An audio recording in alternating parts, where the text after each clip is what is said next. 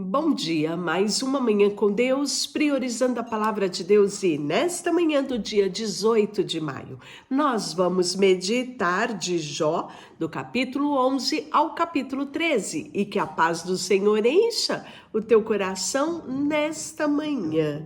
Vamos ao primeiro discurso de Zofar, isso, né?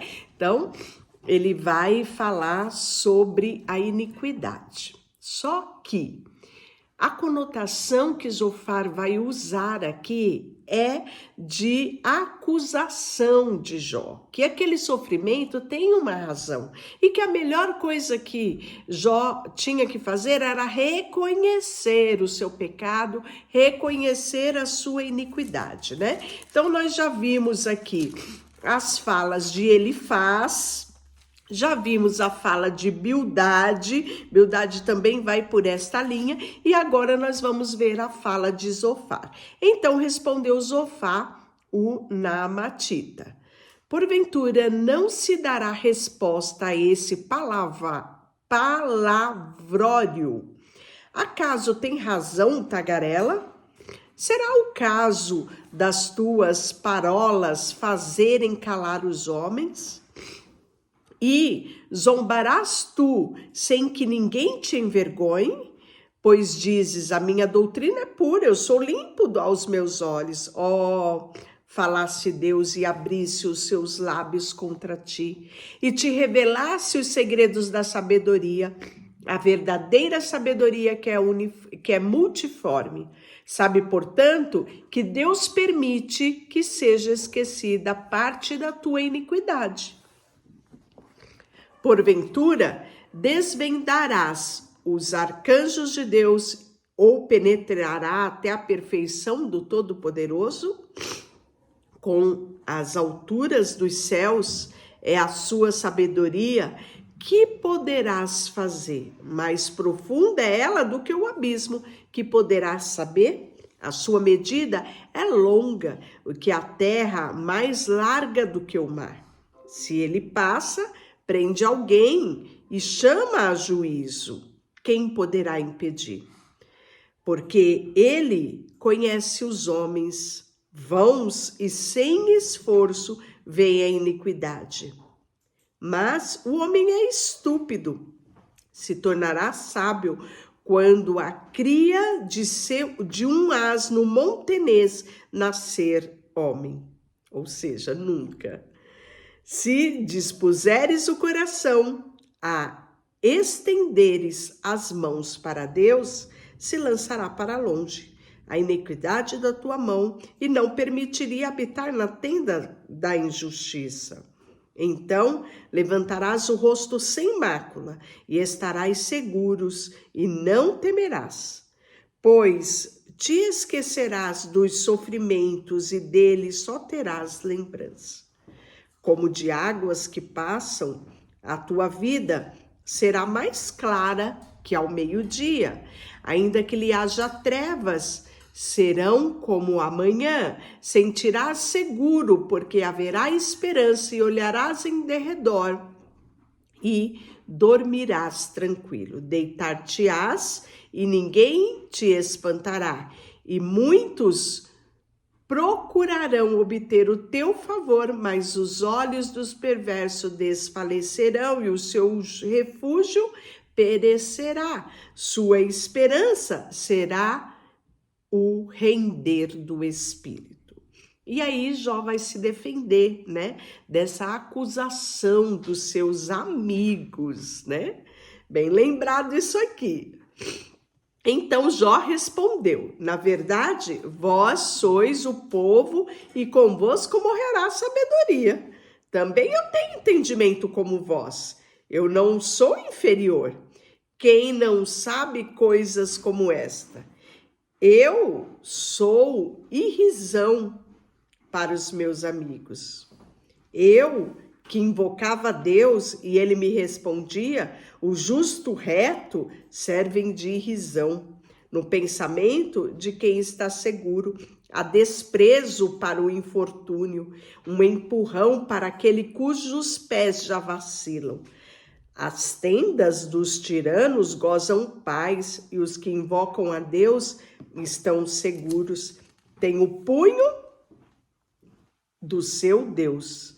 Mas pergunta agora aos alimárias, e cada uma delas te ensinará as aves do céu, e ela te fará saber.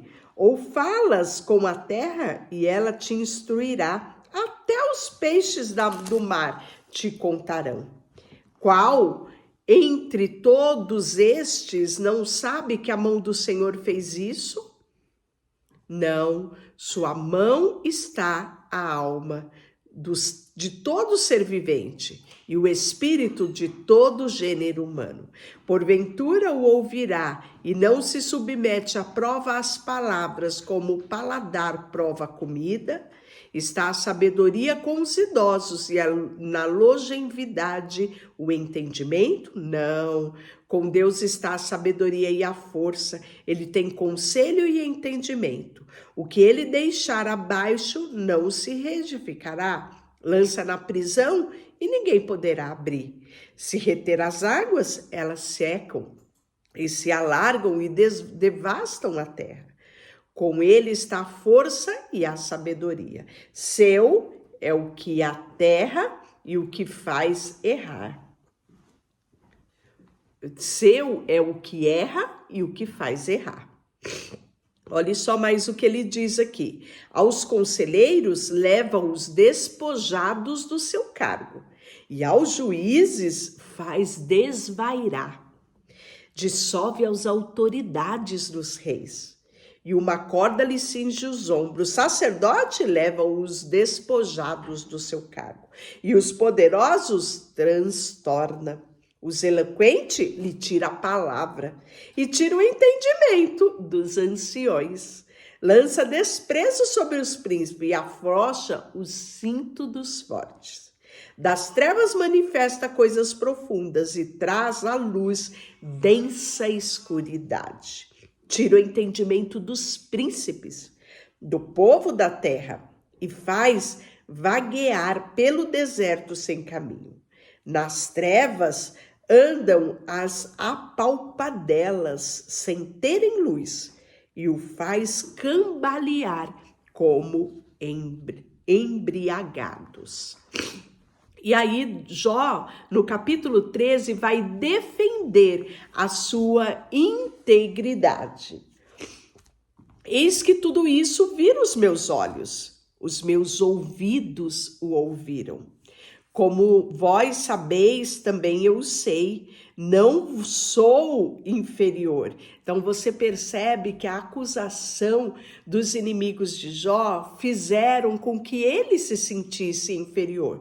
Tanto no capítulo 12 quanto no capítulo 13, ele traz uma autodefesa, né? Dizendo, olha, eu não sou inferior a vocês. Vocês se acham sábios? Eu também sei. Né? Então aqui a fala dele é nesse sentido, dessa defesa que ele tem já diante dessa acusação que ele sente dos seus próprios amigos.